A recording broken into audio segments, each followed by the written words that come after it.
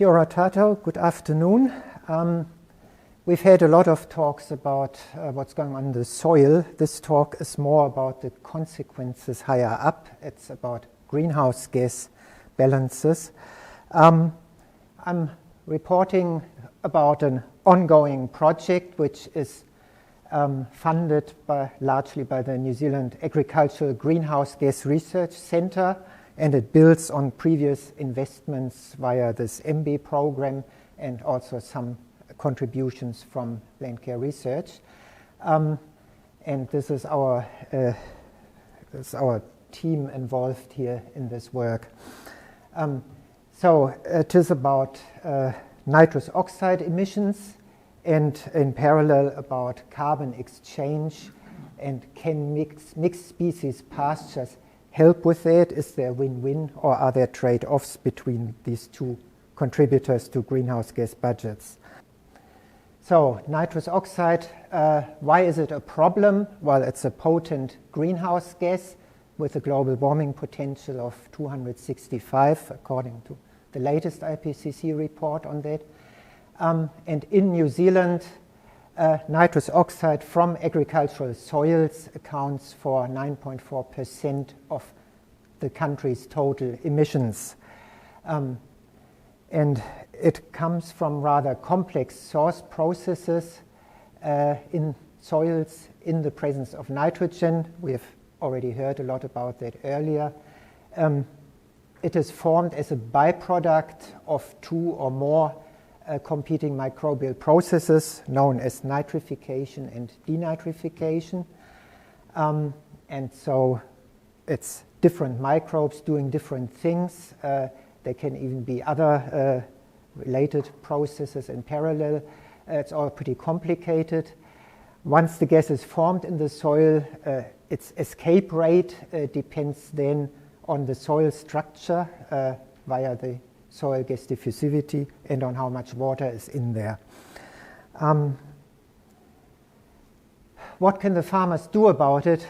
What we have known for a long time, of course, is they could reduce nitrogen inputs, and they can try to avoid wet conditions, but often that does not align with productivity goals. And so a more interesting option would be, can you influence the biochemistry that's happening in the soil and thereby inhibit the source processes?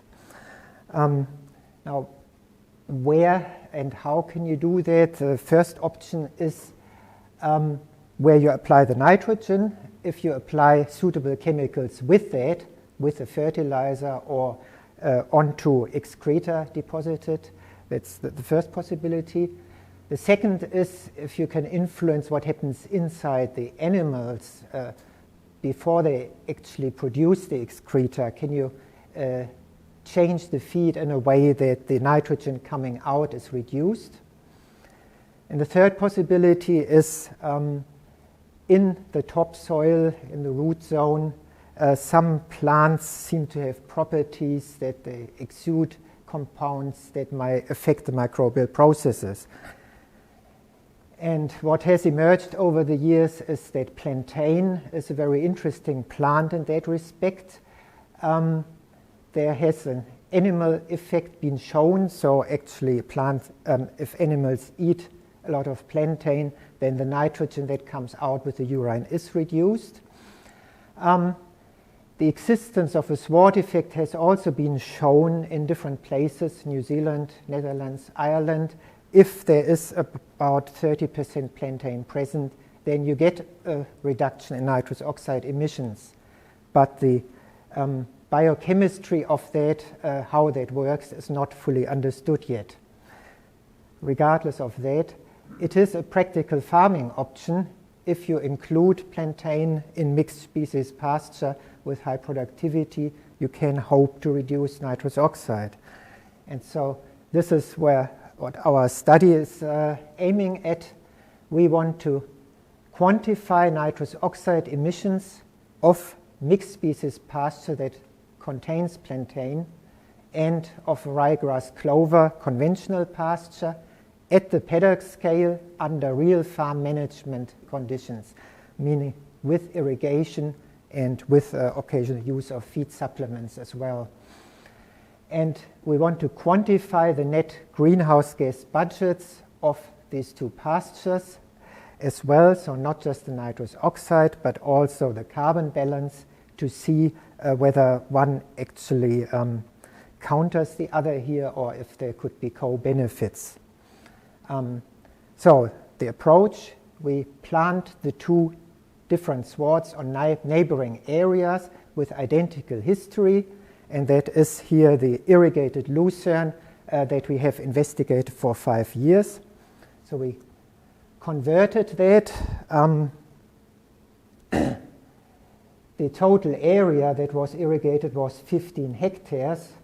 In March, April last year, that was all sprayed off, then divided in two halves.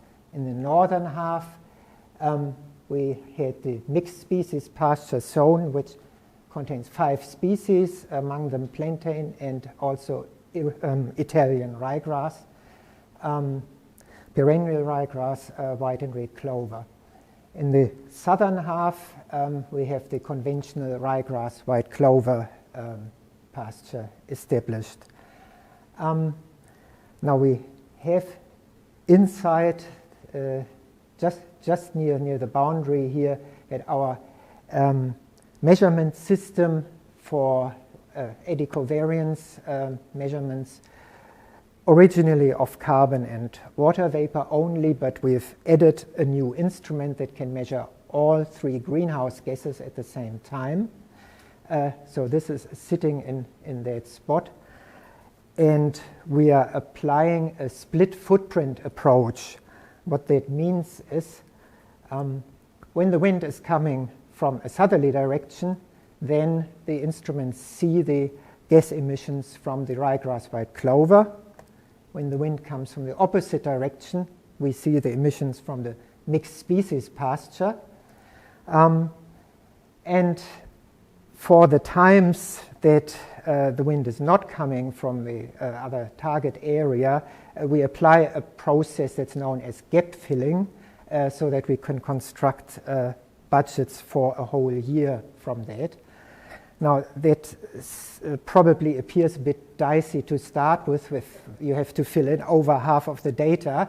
And so what we did is we put in another eddy covariance system in the ryegrass white clover, where we can, at least for the carbon dioxide, get independent numbers and compare, so corroborating our approach in that fashion. We cannot do that for the nitrous oxide because the instrument is very expensive and we could only buy one of them.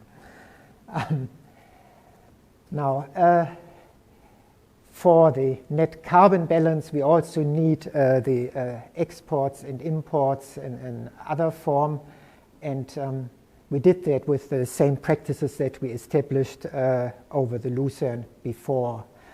So we quantify excreta, effluent, and removal of biomass in the same way.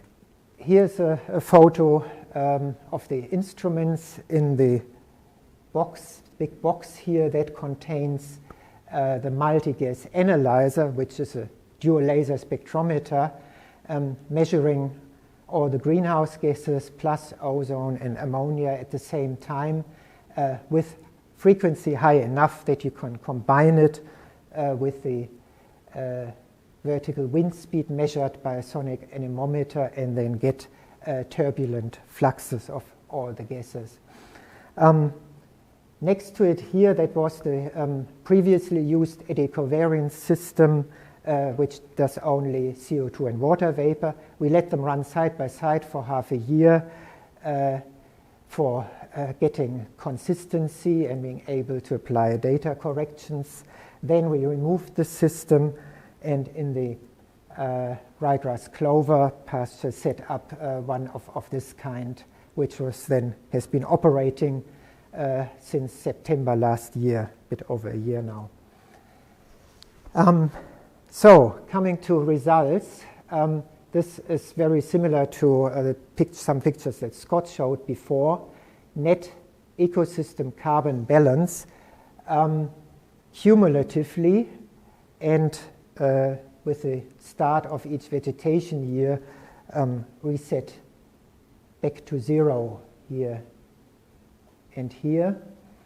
The blue curve is for the mixed species pasture. The red curve is for the ryegrass white clover as inferred from the split footprint method.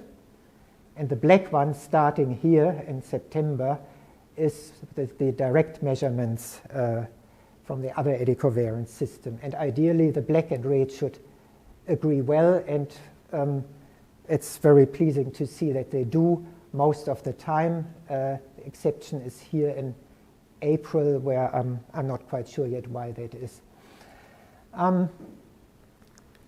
The other things that this diagram shows, first of all, the G stands for grazing event, and every time that happens, we've got this very rapid drop in carbon balance because of the biomass taken out of the system.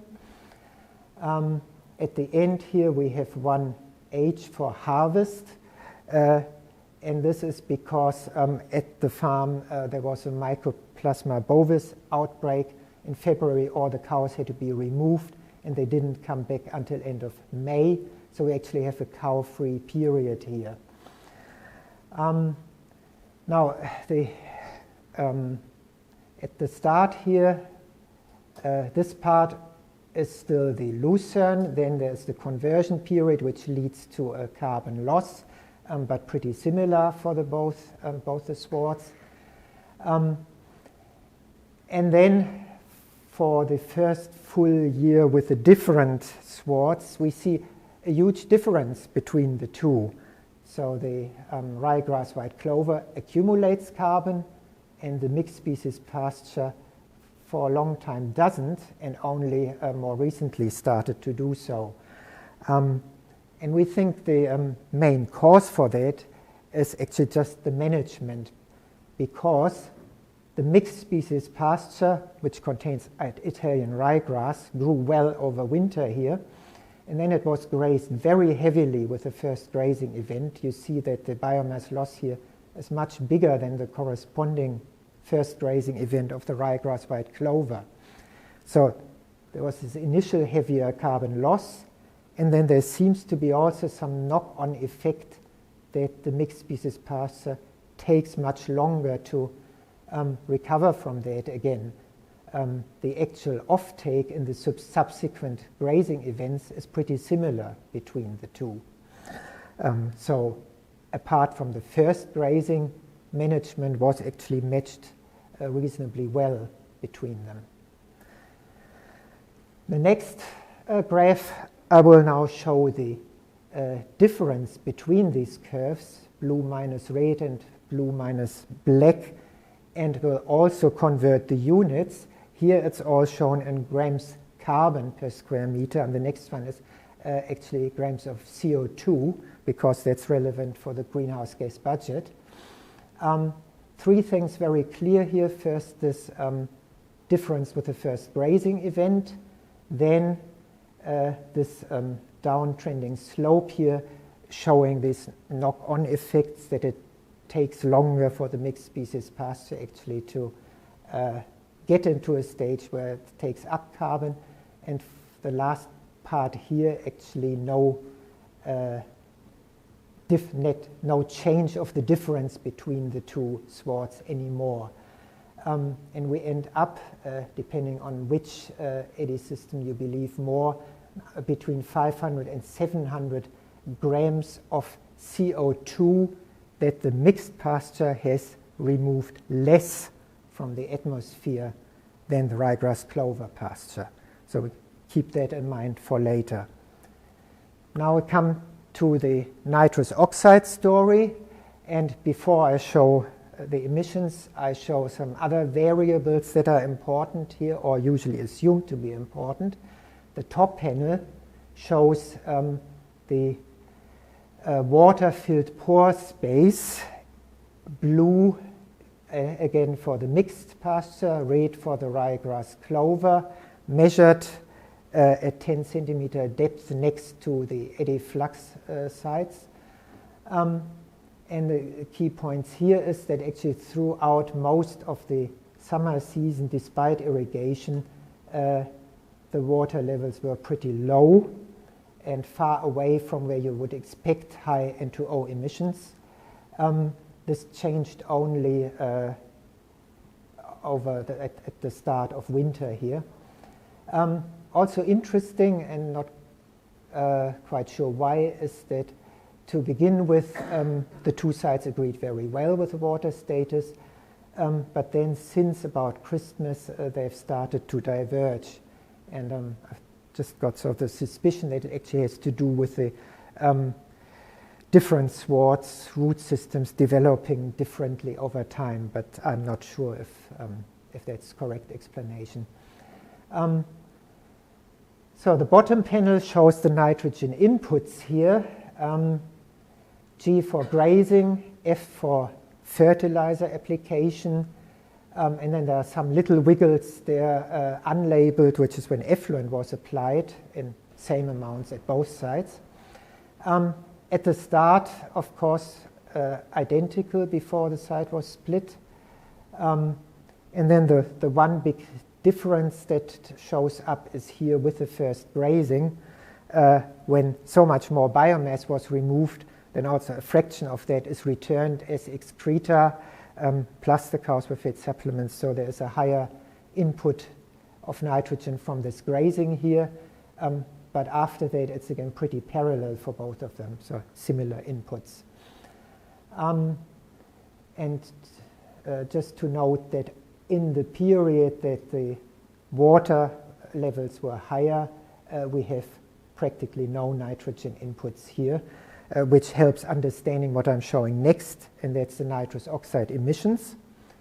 I put them on the lower panel here, amplified by factor 100, which means if these nitrous oxide curves lie on top of the nitrogen input curves, then we have 1% of nitrogen lost as N2O, and 1% is emission factor for urine used in greenhouse gas inventory. You can see that, of course, pretty similar as long as the sites were similar, and about 1.5% loss was the maximum that occurred here. And then after that, once the grazing season starts, you see that the two are beginning to diverge here. And by the point that the cows were removed from the farm, then onwards, the difference doesn't widen anymore. So there seems to be a real effect that the ryegrass clover pasture emitted more nitrous oxide during the period that it was actually managed with cows. In terms of total, or in terms of emission factors, it's all rather low. As you can see here, total emission fraction from the mixed pasture is only 0.45%, and from the ryegrass white clover 0.7%. So in these respects, perhaps these Canterbury soils are not too bad. Now, like before with the CO2, I'm now showing a difference plot, and in which I also convert the units. So from a gram nitrogen per square meter, I've converted now to gram CO2 equivalent per square meter, and it's mix minus ryegrass white clover. And the end value here is about 40, which means that's about 40 grams CO2 equivalent has the mixed pasture emitted less than the ryegrass white clover pasture. So there is a significant effect for N2O in the direction that everyone hopes for. But if you remember what we had in the carbon balance, the numbers there were about a magnitude greater. So far, this positive nitrous oxide effect is swamped by the carbon balance effect that we've seen. So that's the summary of the findings here. Ryegrass white clover removed more CO2 and built up more soil carbon than mixed species since the start of the grazing season, but these differences are mainly driven by the grazing management early in the season, pretty localized in time. N2O emissions relatively low and steady, which is different to some other sites where you have strong events following rain events, for example. Not much of that here, but that's consistent with the soil water status and with the timing of the nitrogen inputs that happened. And so the really interesting result here is that the mixed species pasture containing plantain indeed emitted significantly less N2O than the ryegrass white clover during the grazing season. But so far these the net carbon effects dominate the overall greenhouse gas balance. In terms of the method, the split footprint approach, we have shown for CO2 that it can be corroborated by direct measurements. For N2O, we are not able to do that, but we are able to distinguish emissions between the two swards and with a clear temporal pattern that makes sense. There is not much difference when no nitrogen is coming in or when it's the same amounts at the start. And so I've also done some tests with a bit of changes to the drivers going into the gap filling model and so on, and all seems to be pretty robust. So concluding, it's a useful option to also go to other circumstances and test mitigation approaches at the paddock scale. The features you need to have in mind for that is it will be a targeted comparison of two practices long term. And then it collects data for each of the two target areas whenever the wind direction is right, which is far greater coverage than you could achieve with any manual sampling protocols using chambers, for example. And the method integrates over areas compatible with paddock sizes, and it allows all normal farm management practices to proceed, and then it captures responses to these practices. Again, that's in comparison to chamber setups where you really have to do the management yourself and you have to keep the animals away from where your chambers are and so on. So these are the advantages of our approach. It's the end of my talk. Thanks are due to Jordan Goodrich and colleagues at Waikato for the N2O gap filling algorithms that I've adapted for our site here.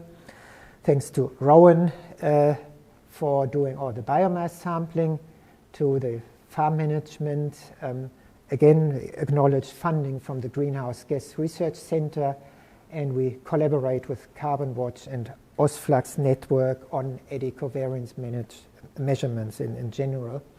And this is a photo that Graeme took a few days ago after the mixed pasture was grazed, and some of you will get to see that tomorrow. Thank you very much.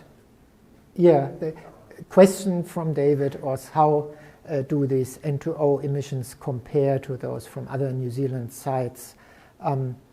Well, from what I know from the various chamber studies across the country that have been made with the goal to determine representative emission factors, that will be a range of probably from 0.3% or something like that up to 5, 6, 7% of total nitrogen applied.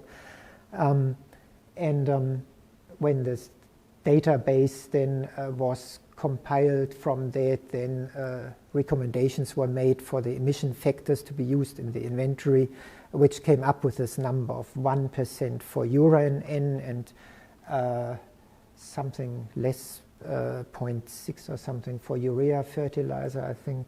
I might get the numbers wrong. And only 0.25 or so for dung. So compared to that, it's in the normal range, perhaps lower end of the normal range. The question is from Tim, do we have an idea whether there were N intake differences between the two pastures from the animals when they eat? I can't give the answer now, but we can probably work that out. What we will have to do is do some plant analysis for the nitrogen. Yeah.